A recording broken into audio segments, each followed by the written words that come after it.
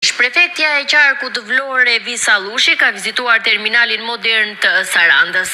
Allushi vlerësoi rëndësinë e këtij investimi i cili përmirëson ndjeshëm standardin e shërbimeve për qytetarët dhe vizitorët.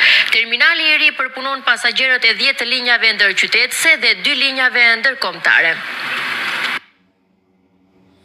Terminali i ri udhëtarëve në qytetin e Sarandës, i njohur ndryshe si Saranda Welcome Center, është vizituar nga prefektja e Qarkut Vlore Visa Allushi. E shoqëruar nga kryetari i Bashkisë Sarandë, zoti Oltion Çaçi dhe drejtues të shërbimeve publike të bashkisë, prefektja u njeh nga afër me funksionimin e këtij terminali modern, i cili përpunon pasagerët e 10 linjave ndërqytetëse dhe 2 linjave ndërkombëtare. Gjatë vizitës, prefektja vlerësoi rëndësinë e këtij investimi, i cili përmirëson ndjeshëm standardin e shërbimeve për qytetarët dhe vizitorët, duke ofruar kushte moderne pritje dhe një organizim më funksional të transportit. Investime të tilla, shpreh prefektja Allushi, kontribuojnë në zhvillimin e qëndrueshëm të Sarandës dhe në forcimin e imazhit të saj si një destinacion turistik modern dhe mikpritës.